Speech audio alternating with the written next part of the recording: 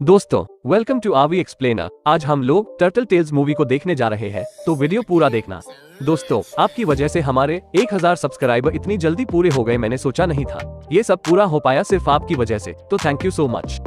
कहानी की शुरुआत में हमें एक बीच को दिखाया जाता है जो समंदर का किनारा होता है। वहीं हमें एक बूढ़े कछुए को दिखाया जाता है जिसका नाम है सैमी, और आज वो बहुत खुश होता है क्योंकि आज वो दादा बनने वाला था। सैमी अपनी कहानी बताता है कि आज से 50 साल पहले उसका जन्म इसी बीच पर हुआ था जहाँ सिर्फ कछुए रहते थे। मादा कछुए एक गड्ढे बनाकर उसमें अंडे देती हैं। उनकी हिफाजत के लिए गड्ढे से सभी कछुए के बच्चे बाहर निकलकर समुद्र में जाने लगते हैं और तभी अंडे से एक और बच्चा बाहर आता है। वो बाहर निकलने की बहुत कोशिश करता है लेकिन वो गड्ढे से बाहर नहीं निकल पाता। तभी एक सीगल आकर उसे शिकार के लिए उठाकर ले जाता है। जैसे तैसे उससे वो खुद को छोड़ाकर नीचे आ गिरता है। फिर उसे सैली नाम की एक फीमेल टर्टल मिलती है।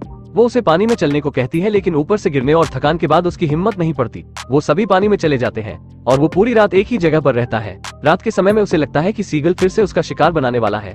तभी उसकी आंख खुल जाती है और खुद को अकेला पाकर वो बहुत दुखी होता है। तभी एक समुद्र की लहर उस तक आती है और वो एक टूटे हुए लकड़ी के ऊपर होता है जिससे वो पानी के बहाव के साथ समुद्र की तरफ जाने लगता है। पानी के बहाव के साथ वो पूरी रात उसी टूटी हुई लकड़ी के साथ घूमता रहता है। अगली सुबह जब वो पानी में जाने की कोशिश करता है तभी वहाँ 3 बड़े कछुए आ जाते हैं। उन्हें पता चलता है कि सैमी का जन्म कल ही हुआ है, तो उसे छोटा समझ के उनमें से 2 कछुए सैमी को डराने लगते हैं। उसे बताते हैं कि महासागर के अंदर तुम्हें बहुत से जानवर मिलेंगे जो तुम्हें खाकर अपना पेट भरेंगे। सैमी उनकी बात सुनकर डरने लगता है लेकिन उन्हीं में से एक समझदार टर्टल उसे कहती है कि तुम्हें किसी की बातों को नहीं सुनना चाहिए, तुम्हें जिंदगी में बिना डरे आगे बढ़ते रहना चाहिए। फिर वो अलविदा कहकर वहाँ से निकल जाते हैं। सैमी उनकी बात मानकर समुद्र में जाने की कोशिश करता है लेकिन तभी उस पर एक पिराना मछली हमला करने लगती है और वो घबराकर ऊपर चला जाता है और नीचे देखता है तो उसे अलग अलग बड़ी मछलियां दिखाई देती है। इसलिए वो डरकर उसी लकड़ी के टुकड़े पर बैठा रहता है। वही हमें रे नाम की एक और कछुए को दिखाया जाता है जो वह भी सैमी की तरह अकेला होता है और बाकी कछुओं के साथ शामिल होने की कोशिश करता है लेकिन कोई उसे साथ नहीं रखना चाहता और उसे सभी भगा देते हैं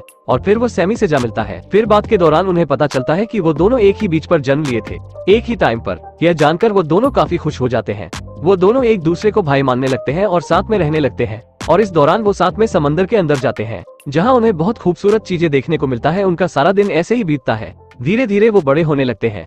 रे सैमी से कहता है अब हम बड़े हो चुके हैं, अब हमें भी अपनी पार्टनर ढूंढ लेनी चाहिए जिससे हमारे भी परिवार होंगे।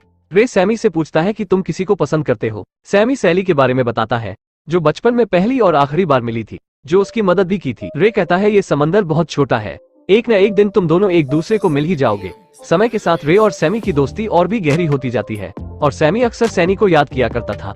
रे उसका दिल बहलाने के लिए अपने दोस्त ऑक्टोपस के पास उसे ले जाता है जिसके ऊपर वो दोनों बैठकर राइडिंग करते हैं लेकिन अचानक उस जगह कच्चा तेल फैलने लगता है जिससे कई जीवों को खतरा है। वो सब उससे बचने के लिए से दूर भागते हैं और जब वो ऊपर आकर देखते हैं कि तेल से भरा पूरा जहाज पलट गया था जिस कारण जहाज में मौजूद कच्चा तेल समंदर में जाने लगा था। रे और सैमी के साथ यह पहली घटना थी और इसी के साथ इन दोनों का बुरा वक्त भी शुरू हो जाता है। एक बार जब वो अपनी टूटी फूटी लकड़ी के साथ घूम रहे थे, वजन ज्यादा होने की वजह से वो पूरी तरह से टूट जाती है और वो समंदर में चले जाते हैं। लेकिन सैमी बहुत सारी मछलियों के साथ एक जाल में फंस जाता है और वह जाल के साथ ऊपर जाने लगता है। उसका दोस्त उसे बचाने की पूरी कोशिश करता है लेकिन वो खुद भी एक दूसरे जाल में फंस जाता है। अब वो दोनों अलग हो चुके हैं।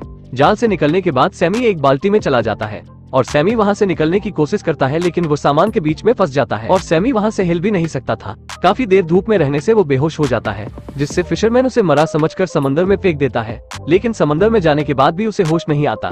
तभी एक डॉल्फिन आती है और उसे उठाने में उसकी मदद करती है जिससे पानी के बहाव के साथ वो समंदर के किनारे तक आ जाता है जहाँ रात में एक कपल की नजर उस पर पड़ती है और वो उसे लेकर घर चले जाते हैं। जब सैमी की आंख खुलती है तो वो एक छोटी बच्ची, उसकी माँ और एक बिल्ली को देखता है। ये फैमिली सैमी को बहुत प्यार से रखती है और उस बिल्ली को बहुत जलन होती है क्योंकि सैमी के आ जाने से उसकी मालकिन सैमी पर ज्यादा ध्यान देने लगी थी और बिल्ली उसे कहती है तुम्हें इंसानों पर भरोसा नहीं करना चाहिए क्योंकि कभी भी वो उसको दावत बना सकते हैं। रात में वो औरत अपने बच्चों को कहानी सुनाती है जहाँ सभी इकट्ठा होते हैं। बिल्ली का नाम फ्लैपी है।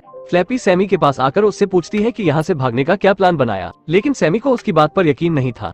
फ्लैपी बात बात पर उसे बताती है कि वो भी ओशन से बचकर यहाँ पर आई थी।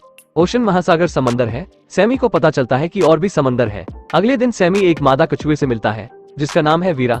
वीरा भी उससे यही कहती है कि हम कैदी की तरह कैद है, हम अपनी मर्जी से कहीं नहीं जा सकते, इसलिए तुम्हें भी भागने का सोचना चाहिए। वीरा कहती है आजादी तो समंदर में है। अगले दिन अचानक वीरा को समंदर में छोड़ दिया जाता है। उन्हें लगता है कि सैमी और वीरा साथ में नहीं रह सकते लेकिन फ्लैपी सैमी से झूठ बोलती है कि वीरा को इसलिए छोड़ा गया कि उसकी कोशिका खराब हो गई थी, इसलिए उसका टर्टल सूप नहीं बन पाता और कहता है अब वो तुम्हें इतनी आसानी से नहीं जाने देंगे।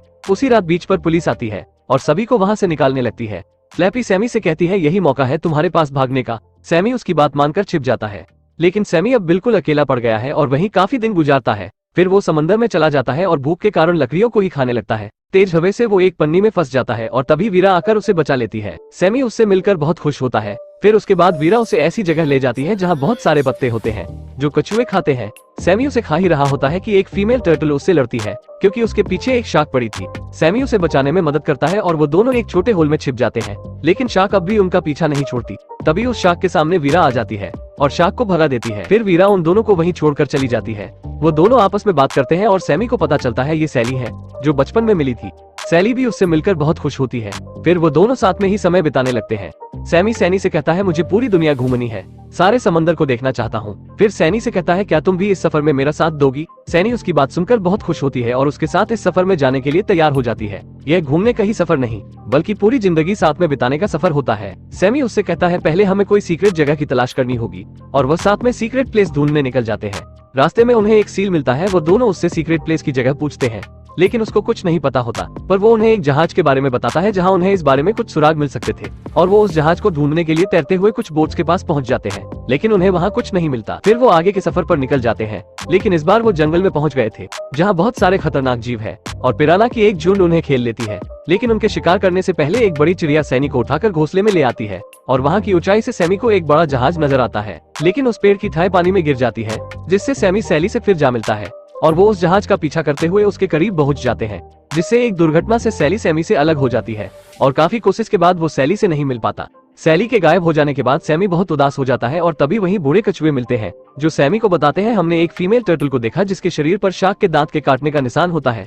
सैमी समझ जाता है कि ये सैली की बात कर रहे हैं। वो बहुत खुश हो जाता है कि सैली अभी भी जिंदा है। वो उसकी तलाश में समुद्र में कई दिनों से भटकता है, लेकिन उसे सैली नहीं मिलती और वो अंटार्कटिका में पहुंच जाता है जहां पानी कम, बर्फ ज्यादा रहती है। ठंड ज्यादा लगने की वजह से उसकी हालत खराब होने लगती है। उसकी यह हालत देख पास से गुजर रहे इकोलॉजिक्स टीम की नजर उस पर पड़ती है और उसे सही करने के लिए वो अपनी लैब में ले जाते हैं और वहीं सौभाग्य से सैली मिल जाती है और वो उसके पास जाने की कोशिश करता है, लेकिन कोई उसे समझ नहीं पाता और वो सैमी को रेस्क्यू सेंटर ले जाते हैं और किस्मत से वहीं स्लैपी नाम की वही बिल्ली मिल जाती है। वो स्लैपी से मदद मांगता है वहाँ से उसे निकाल सके और तभी वहीं वो औरत आ जाती है और सैमी को देखते ही पहचान जाती है और सैमी की जिज्ञासा देख समंदर में रिहा कर देती है। वहीं से जाते समय सैमी को दो कछुए मिलते हैं। वो सैमी से मदद मांगते हैं कि एक कछुए को एक कंटेनर से निकालने की। जब सैमी वहाँ पहुँचता है वो देखता है कि ये तो उसका दोस्त रे है। वो एक दूसरे से मिलकर बहुत खुश होते हैं और वो रे को बाहर निकालने की कोशिश करते हैं। रे उस कंटेनर से बाहर निकल जाता है। फिर सैमी रे को अपनी पूरी कहानी बता देता है। सैमी को रे इतना चिंतित में देख अपने घर ले जाता है जहां वो रहा करता था। वहां रे सैमी को अपनी पत्नी रीटा से मिलवाता है और वही बात करने के दौरान सैमी सैली के बारे में बताता है। फिर रीटा उससे कहती है मैंने सैली को यही कुछ देर पहले देखा था, सैली वहीं रहने लगी थी। और सैमी देखता है सैली किसी और कछुए के साथ होती है। ये देख उसे लगता है सैली ने अपना जीवन साथी चुन लिया है, इसलिए वो बिना मिले ही लौट आता है और उदास होकर रीटा और रे के पास आता है और उन्हें बताता है कि सैली ने अपना जीवन साथी किसी और को चुन लिया है। और तभी वहीं सैमी को बताया जाता है कि जिसको उसने सैली के साथ देखा था उसका नाम रोबी है, जो किसी भी शी टर्टल से फ्लर्ट करने लगता है और सैली के भी साथ फ्लर्ट ही कर रहा था। टर्की है। ये बात जानकर सैमी बहुत खुश होता है कि सैली के दिल में उसी के लिए प्यार है। वो जल्दी से सैली से मिलने जाता है जहाँ एक शार्क उसके पीछे लगा होता है। सैमी शार्क से उसे फिर से बचा लेता है और फिर वो दोनों हमेशा के लिए जीवन साथी बन जाते हैं। और इसके बाद से कहानी वर्तमान में आ जाती है। अंडे से बच्चे बाहर आ चुके थे। सैमी और सैली उन्हें रोड क्रॉस करवाते हैं और वो दोनों दादा दादी बन चुके थे और फिर एक बच्चा उस गड्ढे से बाहर नहीं निकल पाता। ये देख सैमी को अपना बचपन याद आ जाता है और उसे बाहर निकालने में मदद करता है और यहीं पर ये मूवी खत्म हो जाती है। अगर आप लोगों को इसी तरह की अच्छी मूवी देखना पसंद है तो अपने चैनल आवी एक्सप्लेनर को सब्सक्राइब जरूर करना।